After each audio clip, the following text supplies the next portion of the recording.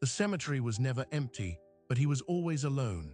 Charles Vance, whose net worth was measured in billions, visited his wife's grave every Tuesday at precisely 3 p.m. He wore a $2,000 suit and carried a grief so heavy it changed the air around him. For 7 months, the ritual never changed. Until a Tuesday in October, when the estate gardener's 3-year-old daughter, who wasn't supposed to be there, saw a tear on his cheek and did what no board member, no friend, no therapist had dared to do in over a year. She reached out and wiped it away. Charles Vance was a man who commanded boardrooms and moved markets, but in that quiet garden cemetery, he was utterly powerless. His wife, Evelyn, had been his anchor, and for 7 months since her sudden passing, a cold, precise silence had filled every room of his estate. The staff kept their distance. The world saw a fortress of wealth and control, but control was an illusion, and the question wasn't whether he would ever heal, it was whether anyone could ever reach him. To understand that, you have to understand the silence that came before the child. The silence began the moment the front door of the Vance estate clicked shut. It was a managed silence, enforced by a staff handbook that was 34 pages long. Rule 17, voices were to be kept at library level. Rule 22, all requests to Mr. Vance were to be submitted in writing via the household manager. Rule 31, the private gardens, Evelyn's gardens, were to be maintained to her original specifications, but Mr. Vance was not to be disturbed there under any circumstance. He moved through his days with a precision that felt more like a sentence than a schedule. 7 a.m., breakfast taken alone on the East Terrace. 9 a.m., a conference call with his holding company, his voice a flat, authoritative monotone. 1 p.m., lunch. 3 p.m., without fail, the drive to the cemetery. The house staff knew to have the car ready at 2:55. The driver knew not to speak. The route never varied. On the other side of the property, in the staff cottage that came with the head gardener's position, lived Mateo Ruiz and his 3-year-old daughter, Sophia. Mateo had been hired 8 months earlier, a month after Evelyn Vance's funeral.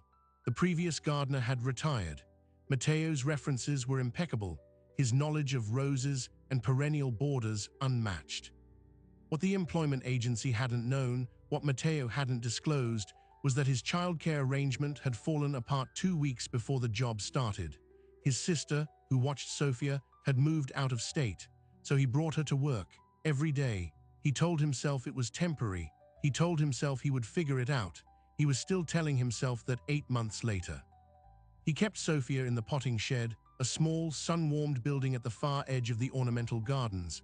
He filled a corner with blankets and picture books and a basket of safe, old tools for her to play with. He checked on her every 20 minutes. It was a fragile, exhausting system built on a foundation of constant low-grade panic. If management found out, he would be fired. He knew this. The handbook was clear. But the rent for the cottage was deducted from his pay at a rate he could never afford on the open market. Losing this job meant losing their home. So he hid his daughter in plain sight, and the fear became a third presence in the small shed, as real as the smell of damp soil and peat moss. For 7 months, their worlds did not intersect. Charles Vance existed in the main house and the cemetery. Mateo and Sophia existed in the gardens and the shed. Charles saw the results of Mateo's work, the immaculate hedges, the explosion of Evelyn's favorite peonies, but he never saw the man. He certainly never saw the child. The first crack in the wall was so small it was almost invisible. It was a Tuesday. Of course it was a Tuesday. Charles had returned early from the cemetery, a board meeting forcing a change in the sacred ritual. He felt unmoored, agitated. He dismissed his driver and decided to walk the long gravel path through the West Garden, something he hadn't done since Evelyn was alive. He moved slowly, his polished shoes crunching on the stone, his eyes not really seeing the blooms. And that's when he heard it. Not a voice, but a sound. A bright, unfiltered giggle, followed by a sing-song chatter. It came from beyond a tall boxwood hedge. He stopped. The sound was so alien in that curated silence it felt like a physical intrusion. He knew, intellectually, that the gardener had a child. The household manager had mentioned it once, a logistical footnote. But knowing and hearing were different. He stood there for a full minute, listening to the one-sided conversation Sophia was having with a ladybug. He didn't move closer. He didn't call out. He simply turned and walked back to the house, the strange sound lingering in the air behind him. The next day at 3 p.m., he went to the cemetery. He stood at the headstone as always, but his mind kept pulling back to the giggle in the garden. The contrast was so violent it left him dizzy. Here, in the land of the dead, absolute silence. There on his own property, a sound so purely alive it had momentarily shattered the frozen architecture of his grief. He felt a flicker of something that might have been anger or might have been envy. He couldn't tell. Meanwhile, Matteo's fragile system was straining.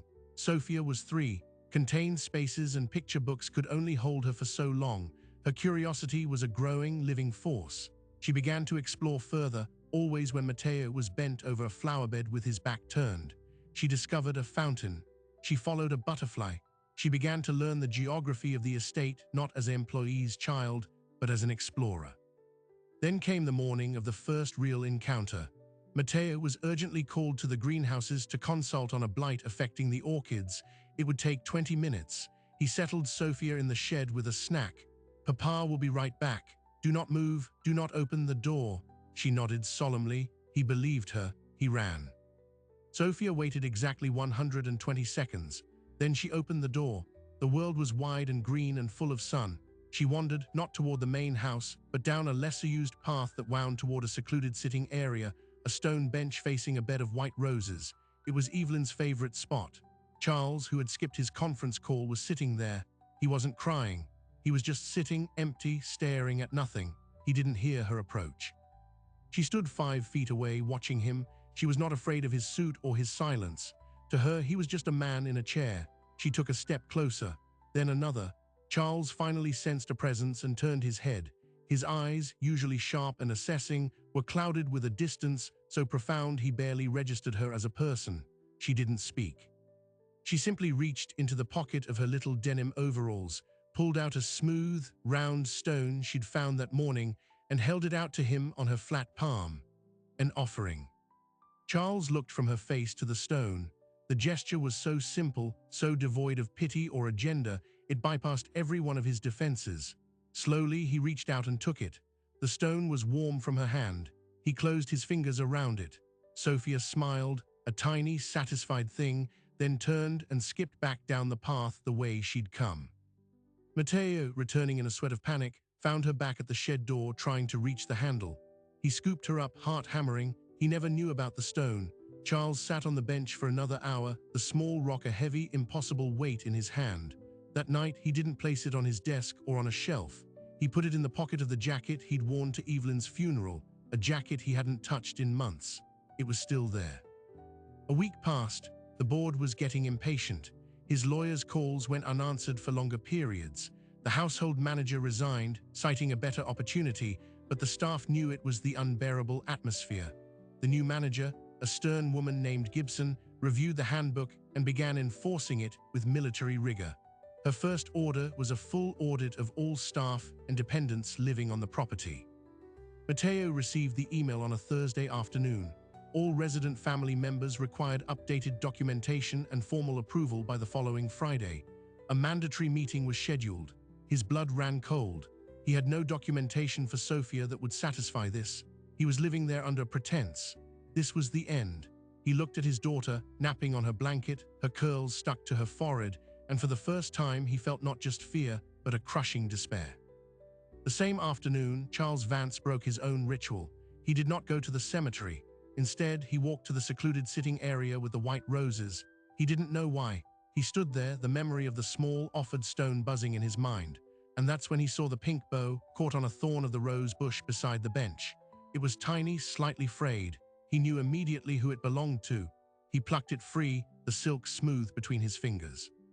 He stood there, holding this utterly insignificant, profoundly human object. As the wheels of a much larger machine, the machine of his own estate, began to turn toward evicting the very child it belonged to.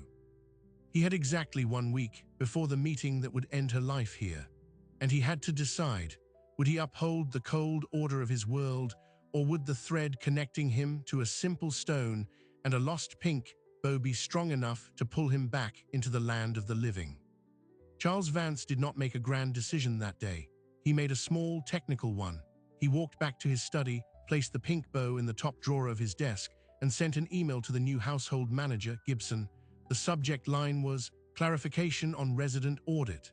The body read, "All existing residential staff and their documented dependents are grandfathered under prior management's approvals.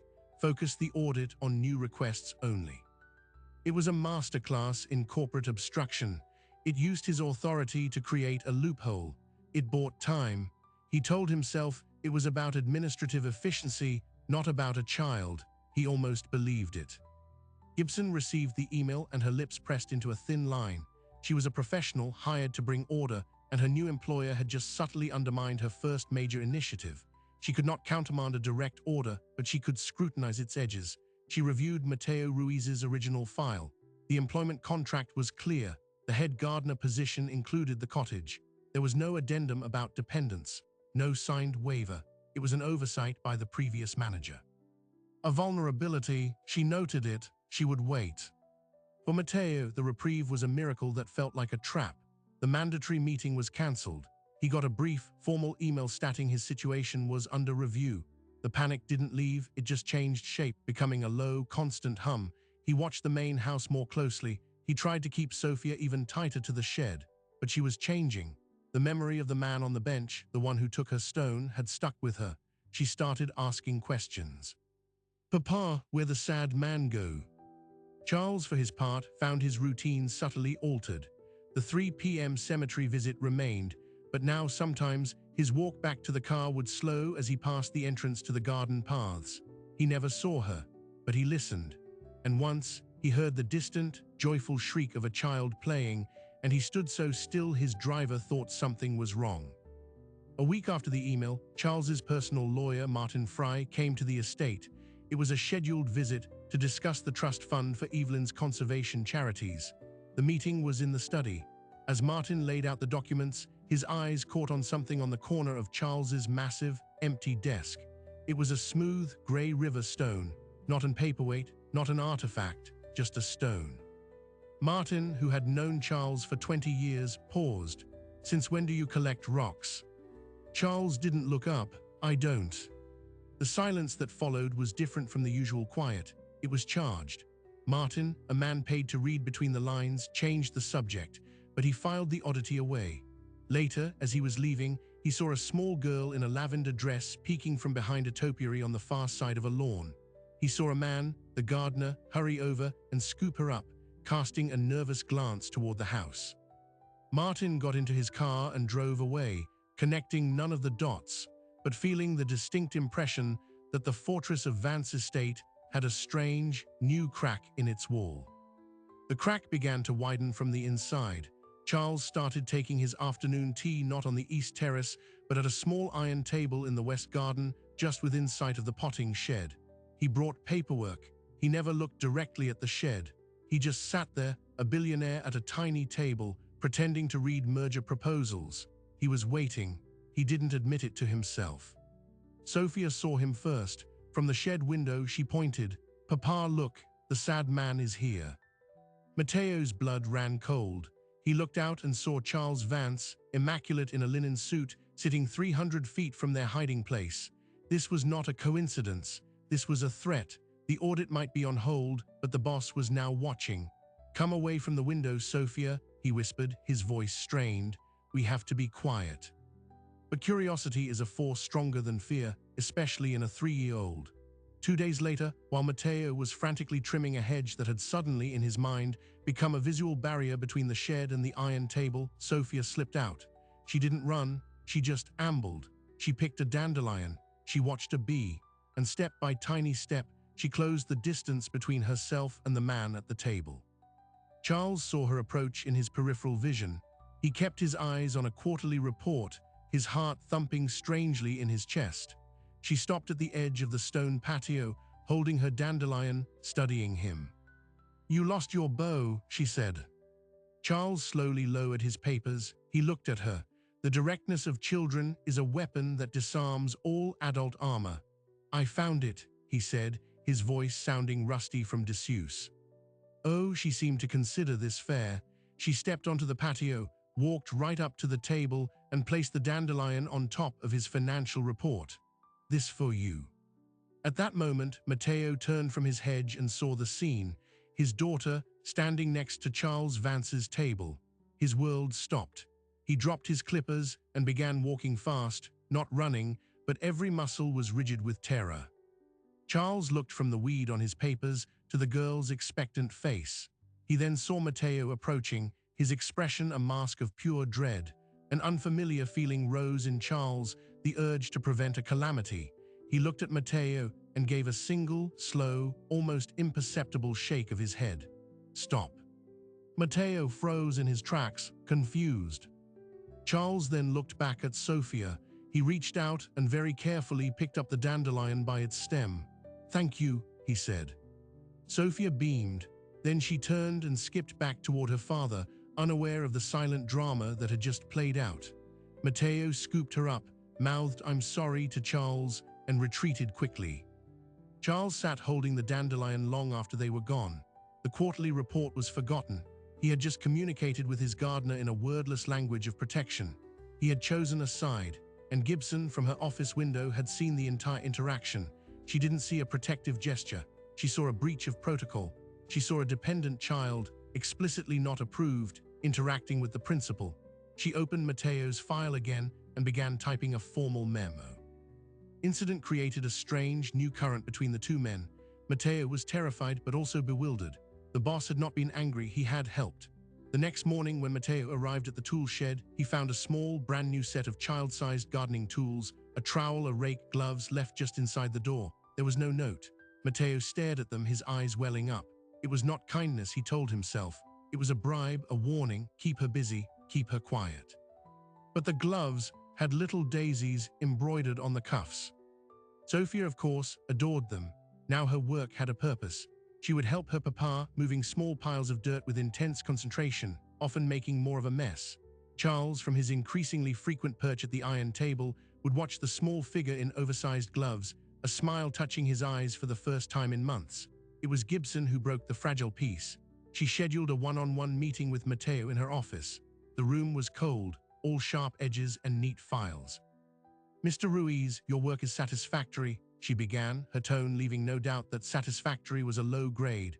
"But this situation with your daughter is untenable. The liability insurance alone," she slid a piece of paper across the desk. It was a list of licensed, on-site daycare facilities for estate staff. All were over 20 miles away. All cost more per week than Matteo's rent. You have 2 weeks to make formal arrangements. She cannot be on the property during work hours unless enrolled in an approved program. These are the rules. Matteo's hands trembled. I cannot afford these." "Then," Gibson said, not unkindly, but with absolute finality, "you will need to consider alternative employment and housing." Matteo left the office feeling hollow. He had 2 weeks. He spent the first day in a fog of desperation, making calls to every subsidized program in the county, hitting endless wait lists. That night, as he read Sophia a bedtime story in the cottage, she looked at him and said, "Papa's sad again." He couldn't speak, he just hugged her. Sophia the next day sensed the shift. Her papa was distracted, his smiles forced. She took her new trowel and her stuffed rabbit and did what always made her feel better. She went to find the other sad person. She didn't go to the iron table. She followed a memory, the path to the stone bench with the white roses. Charles wasn't there. She sat on the bench anyway, rabbit in her lap, and waited. It was here that Gibson, on her daily rounds, found her, alone. This was the violation she needed. She took Sophia by the hand. "Come, child, let's find your father." She didn't take her to the gardens. She took her to the main house, to Charles's study. She knocked once and entered, leading Sophia inside. Charles was on the phone. He turned, and his face went pale. "Mr. Vance," Gibson said, her voice crisp, "I found this child unattended in the private memorial garden. This is precisely the liability issue I outlined. I've informed Mr. Ruiz he has 2 weeks to resolve the childcare situation or vacate the cottage."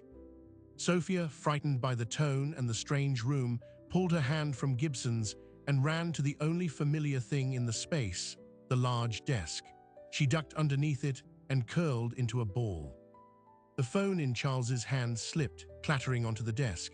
He stared at Gibson, then at the small, trembling form hiding under his desk. A storm of emotions broke behind his eyes: fury, protectiveness, a grief so deep it echoed. In that moment, the last of his walls crumbled. This was no longer about rules or loopholes. This was about a terrified child hiding in the dark under his desk. His voice, when it came, was quiet but carried a lifetime of command. "Gibson." "Yes, sir." "Get out." She blinked. "Sir, the protocols." Now, the word was a whip crack. Gibson straightened, her face a mask of stunned professionalism. She turned and left, closing the door silently behind her. The study was utterly quiet. Charles could hear soft, hitching breaths from under the desk. He slowly, painfully, got down from his chair and knelt on the expensive Persian rug. He didn't reach for her. He just knelt there, at eye level with the dark space where she hid. "Sophia," he said, her name feeling foreign and sacred on his tongue. "It's all right, you're safe." A small, tear-streaked face peered out from the shadows. "I want my papa." "I know," Charles said, his own throat tight. "I will take you to him, but first—" He reached into his desk drawer, the one where the pink bow was kept. He took it out. "You lost this." Sophia crawled out just enough to see it. She nodded, sniffing. Charles did something he hadn't done in 8 months. He moved without calculation, from a place of pure instinct. He reached out and with clumsy, gentle fingers tried to tie the bow back into her curls. He fumbled. It was lopsided, but it was there. She looked at him, her big eyes searching his face. Then she did the thing that would change the trajectory of everything. She lifted her small hand and placed it on his cheek, just as she had done in the cemetery. "Don't be sad, Mr. Sad Man." Charles Vance, billionaire, closed his eyes.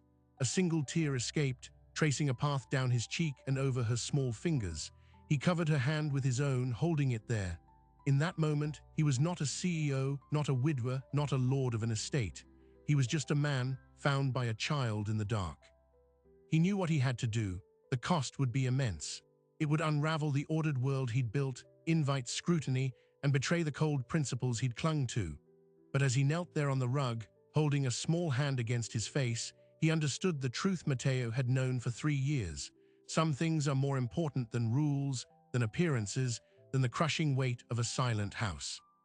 He had to tell Matteo the truth, and he had to face the storm that was already gathering, because Gibson was not one to be dismissed lightly.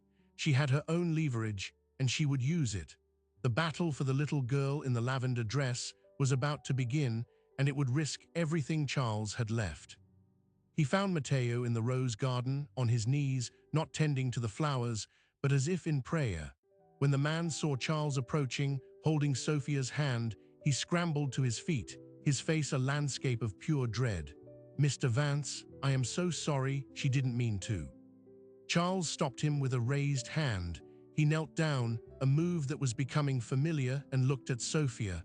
"Go to your papa." She ran to Matteo, who clutched her tightly. Charles remained kneeling, looking up at the gardener.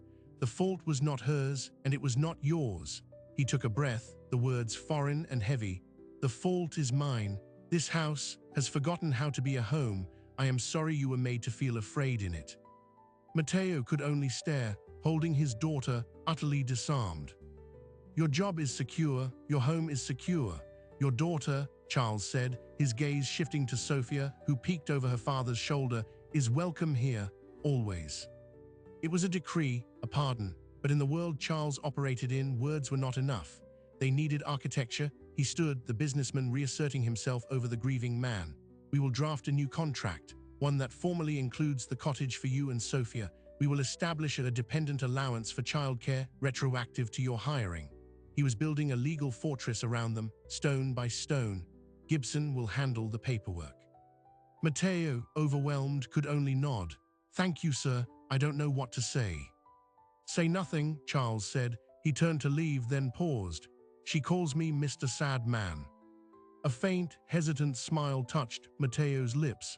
"She has a talent for naming things." Charles gave a single, slow nod and walked back to the house. He felt lighter. He had acted. He had made a choice that felt, for the first time in a year, unequivocally right. But he had underestimated Gibson. She was not a woman who handled paperwork. She was a woman who handled threats. She did not come to his study. She sent an email. The subject was formal concerns regarding estate governance. It was copied to Martin Fry, his lawyer, and to a woman named Elena Shaw, whose name Charles hadn't seen in years. She was the chairwoman of the board of his holding company. The email was a bulleted list of professional concerns: liability exposure, blurred professional-personal boundaries with staff, the potential for reputational damage. It was cold, precise, and utterly damning.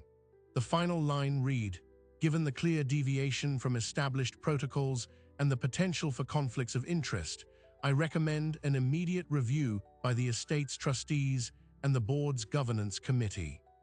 She hadn't quit, she had escalated. She had gone over his head to the very institutions designed to protect his fortune from his own poor judgment. Charles felt a chill that had nothing to do with grief. This was no longer about a gardener's child. This was about control. His board had been patient with his grief, but they were sharks when it came to instability, and a billionaire forming an attachment to a toddler on his payroll, that screamed instability, that screamed vulnerability. Martin Fry called within the hour. "Charles, what in God's name is happening over there?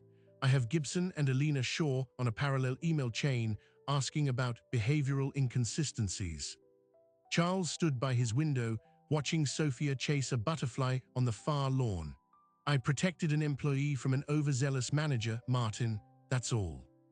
"Don't that's all me," Martin snapped, uncharacteristically sharp. "Elena is asking if you're fit to continue as the controlling trustee of Evelyn's charitable trusts. She's using words like undue influence and dependent relationships. They think you're being taken advantage of, Charles, or worse, that you're having some kind of breakdown." The irony was so profound, it stole his breath.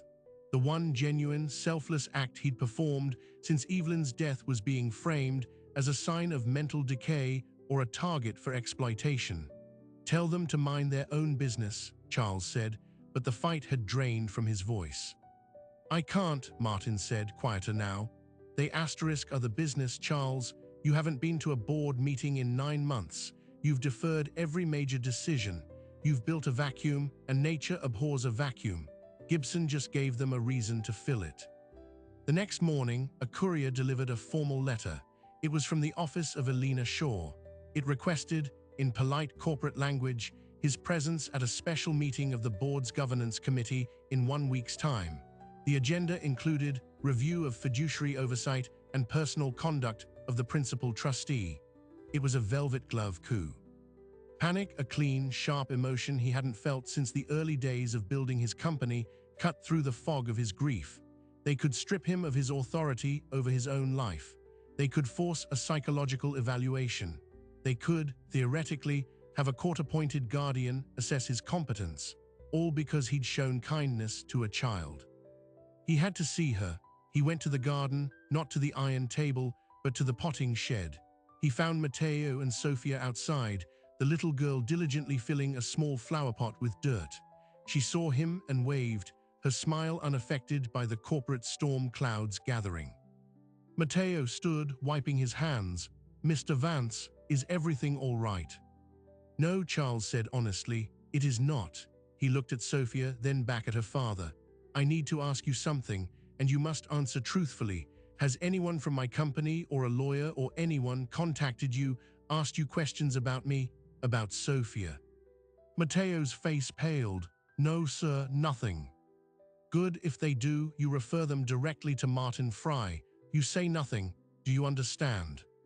Matteo nodded, fear returning to his eyes. "Sir, is this because of us, because of Sophia?" Charles looked at the little girl, now happily patting the dirt in her pot. "It is because of me," he said, "and it was the truth. But they will use you to get to me. They will say I am vulnerable. They will say you are exploiting that." Matteo's jaw tightened. "I would never." "I know," Charles interrupted, "but that is the story they will tell, and we must have a better one."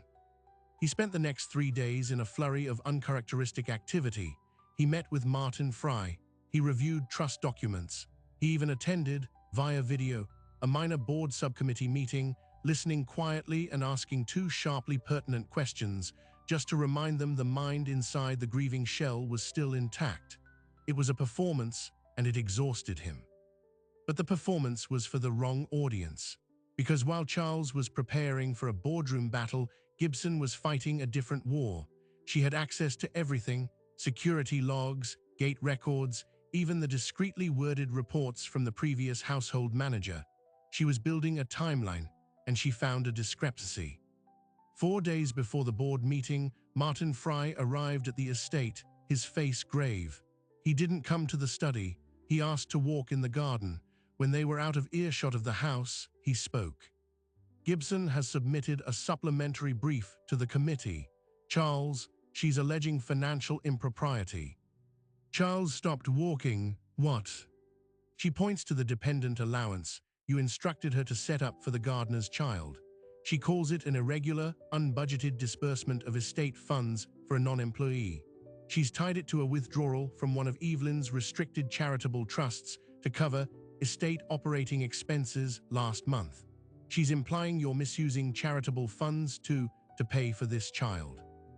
It was a diabolical twist. The money was a pittance to Charles, but the source of the funds was everything. Evelyn's trusts were sacrosanct, their use audited down to the penny. Using that money for anything outside its strict purpose was not just a breach of protocol, it was a potential crime. Gibson had taken his act of protection and reframed it as embezzlement. They can't believe that, Charles whispered, his world tilting. They don't have to believe it, Charles, Martin said, his voice low and urgent. They just have to see enough smoke to justify putting the entire estate into receivership while they investigate. They can freeze your assets. They can remove you from the property. They can have that gardener and his daughter removed by security before you can even make a phone call. The image flashed in Charles's mind. Sophia, confused and crying, being led off the property by strangers. Mateo, helpless.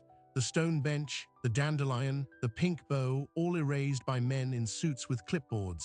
His grief had been a prison, but this was annihilation. He had one card left to play. It was a nuclear option. It would burn down the life he had left, the last remnants of the world he'd built with Evelyn, but it was the only fortress he could build that they couldn't penetrate. He looked at Martin, his oldest friend, and saw the pity and fear in his eyes. "Schedule the board meeting," Charles said, his voice eerily calm, "but not in the conference room. Tell them to come here, to my home." "Charles, that's not how." "Tell them," Charles repeated, the command absolute. "And tell them I will be making a statement regarding the future of my holdings, my role as trustee, and the disposition of the Vance estate." He was not going to defend himself in their court. He was going to dissolve their court entirely. The battle was over. He was about to start a war where the only way to win was to surrender everything. But as he walked back to the house, he passed the potting shed and saw Sophia's small flower pot, now with a single, brave sunflower sprout pushing through the dirt. He knew what he was protecting, and for the first time, the cost did not seem too high. They arrived in black cars, 5 of them, like a solemn motorcade. Elena Shaw, 2 other board members, Martin Fry, and a corporate attorney named Grayson. Gibson met them at the door, her posture perfect. She led them not to a formal dining room or a study, but to the sunroom that overlooked Evelyn's garden. Charles had chosen the location deliberately. At the center of the room was a simple round table. On it 3 things: a smooth river stone, a wilted dandelion pressed under glass, and a small pink bow. Charles stood by the window, his back to them, watching Sophia and Mateo in the distance. She was showing her father a worm she'd found, her gestures wide with wonder. "Charles," Elena Shaw said, her voice cutting through the quiet. She was in her 60s, with silver hair and eyes that missed nothing. "This is highly irregular." He turned. He looked tired, but his gaze was clear. "Sit, please." They sat. Gibson remained standing by the door, a sentinel. Charles did not join them at the table. He remained standing, a lecturer before a reluctant class. "You are here," he began, "because you believe I am compromised, that my judgment is clouded by grief, or that I am being manipulated. You believe the story Gibson has told you, that I am misusing funds, creating liabilities, and forming an inappropriate attachment that endangers the stability of this estate and the trusts under my control." He paused, letting the accusations hang in the air, acknowledged. "I have reviewed the allegations," Elena said, her tone neutral. "The financial irregularity is particularly concerning. The use of Claire's memorial trust for—" "It was Claire's trust," Charles interrupted quietly. "The withdrawal was from my personal holding company's operating account. The transaction code was mislabeled by a new accountant. Gibson received the preliminary report and assumed the worst. Martin has the corrected ledger." Martin Fry nodded, sliding a document across the table to Elena. She glanced at it, her eyebrows lifting slightly. Gibson's expression didn't change, but a faint flush crept up her neck. "The point," Charles continued, "is not the money. The point is the story you are so eager to believe, that a man who has lost everything must be either broken or being robbed. You cannot conceive of a third option." "And what is that option, Charles?" asked one of the other board members, a man named Jacobs. Charles walked to the table. He picked up the river stone, that he might be found. He placed the stone back down. "You have your financial answer. Now let me give you the real one. I am resigning as CEO of Vance Holdings, effective today." A shockwave went through the room. Even Martin, who had suspected a dramatic move, stiffened. "I am also stepping down as principal trustee of the Evelyn Vance Conservation Trusts," Charles said, his voice steady. "I will recommend Elena as my successor." Elena's composure cracked. "Charles, that's not necessary. We only wanted—" "You wanted stability," he finished for her. "You will have it. I am removing the variable me." Jacobs leaned forward. "And what about the estate? The situation here?" He gestured vaguely toward the window. "This estate," Charles said, "is mine, not the company, not the trusts. And I am making a change here too, Gibson." She straightened. "Sir, your employment is terminated, effective immediately. Security will escort you to collect your personal items." The room was utterly silent. Gibson's face was a mask of stunned fury. "On what grounds?" "On the grounds that I do not require a warden," Charles said. "I require a steward.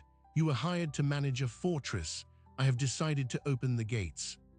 With a barely perceptible nod from Charles, the head of security, who had been waiting in the hall, entered and stood beside Gibson. She left without another word, her heels clicking a final, sharp tattoo on the marble floor. Charles finally sat at the table. He looked at the three board members. "The child, Sofia, and her father, Mateo Ruiz, will remain. They are under my personal protection. Any further contact with them, any attempt to leverage them, will be considered harassment and met with the full force of my remaining legal and financial resources. Is that understood?" It was not a request. It was a demarcation of a new border. Elena Shaw looked from Charles's resolute face to the simple objects on the table, the stone, the flower, the bow. She saw not sentimentality, but evidence. She nodded slowly. "Understood." The meeting ended shortly after. The board members left, their purpose unraveled. They had come to manage a crisis and found a man who had already burned the crisis to the ground. From the ashes, he had drawn a new, smaller, more defensible circle. In the weeks that followed, the silence in the house transformed. It was no longer a cold, empty thing. It was a peaceful quiet, punctuated by new sounds. The sound of a child laughing in the hallway. The sound of Charles and Mateo discussing the garden plans over coffee in the kitchen. The sound of music, Evelyn's favorite classical pieces, playing softly in the sunroom. Charles drafted new documents. He created an irrevocable trust for Sophia's education. He formally deeded the staff cottage and a parcel of land surrounding it to Mateo, free and clear. He hired a new household manager, an older woman named Anna who had once worked for Evelyn and understood that a home was not a museum. He still visited the cemetery on Tuesdays, but now, sometimes, he did not go alone. Sophia would accompany him, her small hand in his. She would place a pebble on Evelyn's headstone, a ritual she had invented. "For her to know we're here," she explained. One afternoon in late summer, Charles was in the garden, sitting on the stone bench. He came here often now, not with grief, but with a sense of quiet conversation. Sophia was nearby, helping Matteo plant bulbs for the spring. She wandered over, her hands muddy. She climbed up on the bench beside him, not speaking, just sitting. After a moment, she leaned her head against his arm. Charles looked down at her, at the wild curls, the smudge of dirt on her cheek. He put his arm around her small shoulders. "Mr. Sad Man," she said, her voice soft. "Yes, Sophia. You're not so sad anymore." He felt a warmth spread through his chest, a feeling he thought had died with Evelyn. It was different, but it was alive. "No," he whispered, his voice thick, "I'm not." The final change was the most surprising.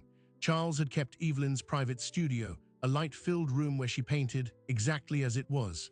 One morning, he unlocked the door. He invited Matteo and Sophia inside. The canvases were covered, the brushes clean and dry. "This room," Charles said to Matteo, "gets the best light on the property. It's wasted." Matteo looked around, confused. "Sir, I understand you studied landscape architecture before life redirected you." Charles had done his research. "Evelyn always wanted to redesign the North Gardens but never got the chance. I'd like you to do it. Use this as your design studio. The budget is whatever you need." Matteo stood in the middle of the room, his eyes shining. It was more than a job offer. It was a return to a dream he'd buried. He could only nod, unable to speak. Sophia tugged on Charles's pant leg. "Can I have paints?" Charles looked down at her. He smiled, a real, full smile that transformed his face. "Yes," he said, "you can have all the paints." And so the house filled with new colors. The stark, curated perfection of the gardens began to give way to wilder, more joyful designs from Matteo's drafting table. Splashes of Sophia's finger paintings appeared on the refrigerator. The stone bench was no longer a place of solitary mourning, but a resting spot for three people: a man, a gardener, and a little girl who had built a family from the broken pieces of their lives. Charles Vance had not found a replacement for his wife. He had found something else, a reason to step out of the tomb of his own grief. It was not a loud redemption. It was quiet, like the opening of a bud or a child's hand slipping trustingly into yours. He had surrendered a kingdom of boardrooms and billions, and in return he had won back a single, sun-drenched corner of the world. And in that corner there was laughter, there was growth, there was, once again, love. We tell stories like this not because they are simple, but because they are necessary. They remind us that the most profound transformations rarely begin with a grand plan. They begin with a stone offered by a small hand, with a misplaced bow found on a thorn, with the courage to kneel on the floor and meet someone in the dark. Charles Vance's story is not about a billionaire saved by a child. It's about the moment a person decides to stop building walls and start opening doors. It's about the quiet, stubborn power of showing up, day after day, with no agenda other than to be present. Matteo showed up for his daughter, Sophia showed up with a dandelion, and Charles finally showed up for them both. In that triangle of fragile, chosen loyalty, a new kind of family was drawn. The world is full of silences that need breaking, full of people moving through curated spaces, feeling utterly alone. This story asks a question that lingers long after it's over. Who in your life is waiting for a permission they don't know they need? And what would happen if you were the one to offer it, not with a grand gesture, but with a moment of simple, fearless humanity? If this story found an echo in you, if it reminded you of a time when a small kindness cracked open a hard season, then this channel is your home. We are here for the quiet revolutions, the ones that happen in sunrooms and gardens, and in the space between a question and an honest answer. We are here for the stories that major news will never cover, but that change everything. Your support is what allows us to keep finding and telling these stories. So if you haven't yet, hit that subscribe button and turn on notifications. You're not just joining a channel, you're joining a community that believes in the soft power of human connection. Drop a comment below and tell us about a moment when an unexpected person changed your perspective. Share this with someone who might need to hear that it's never too late to be found. We don't do sensationalism, we don't do cliffhangers without payoff. We just sit with the truth in all its complicated, beautiful forms, and we are so glad you sat with us for this one. Until next time, keep looking for the light in unexpected places. And remember, sometimes the most powerful thing you can do is to simply reach out your hand.